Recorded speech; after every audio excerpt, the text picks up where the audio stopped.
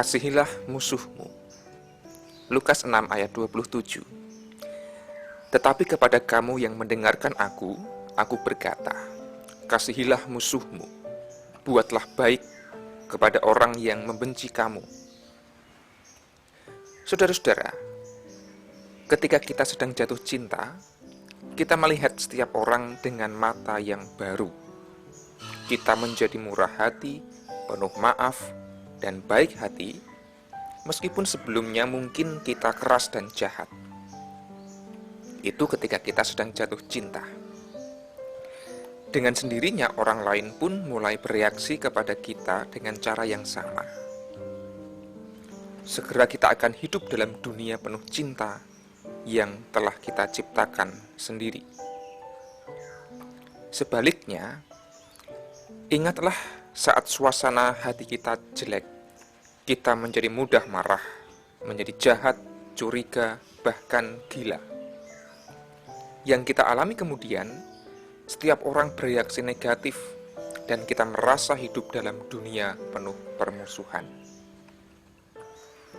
Dunia itu sebenarnya diciptakan oleh pikiran dan emosi kita sendiri, baik dunia yang menyenangkan maupun dunia yang menjengkelkan. Saudara-saudara, bagaimana caranya menciptakan dunia yang bahagia, yang penuh cinta dan penuh kedamaian?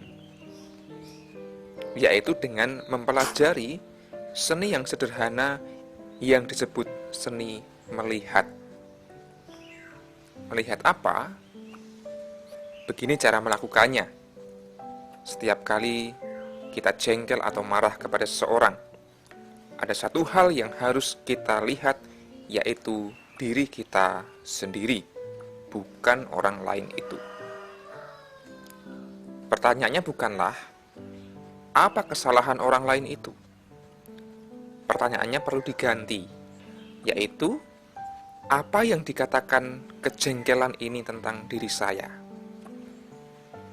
Sekali lagi, apa yang dikatakan kemarahan ini tentang diri saya? Ingatlah orang-orang yang menjengkelkan yang kita ketahui. Setiap kali kita mengingat orang yang menjengkelkan, kita harus sadar bahwa penyebab kejengkelan itu bukanlah orang lain sebenarnya, melainkan diri kita sendiri. Bagaimana diri kita merespons atau menanggapi perlakuan orang lain itu. Kemungkinan yang paling real, mengapa kekurangan pribadi orang lain itu mengganggu kita, yaitu adalah bahwa kekurangan itu ada dalam diri kita, tetapi kita menekannya dan tidak sadar memproyeksikan kepada orang lain. Hal ini hampir selalu benar, tetapi orang-orang hampir tidak pernah mau mengakuinya. Jadi, sebenarnya kekurangan orang lain itu ada dalam diri kita, tapi kita jarang bisa menyadarinya. Oleh karena itu, carilah kekurangan orang lain itu dalam diri kita sendiri, dalam pikiran bawah sadar kita. Jika demikian, kejengkelan itu akan berubah menjadi rasa syukur bahwa tingkah laku orang lain justru dapat membantu kita menemukan diri kita sendiri. Saudara-saudara, ada hal lain lagi yang perlu kita lihat, yaitu bahwa bisa jadi kejengkelan kita terhadap orang lain itu disebabkan oleh kata-kata dan tindakan yang menunjuk pada sesuatu dalam kehidupan kita sendiri yang tidak ingin kita lihat.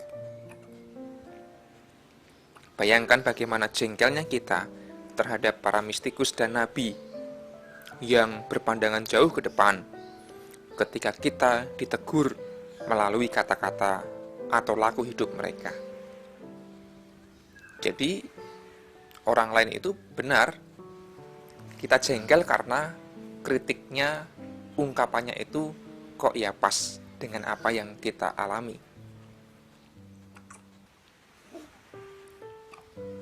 Saudara-saudara, kejengkelan hanya mengeruhkan pandangan dan membuat tindakan kita menjadi tidak efektif. Semua orang tahu bahwa ketika olahragawan atau petinju kehilangan penguasaan dirinya, kualitas permainannya akan menurun dan menjadi tidak terkoordinasi, tidak teratur karena nafsu dan amarah.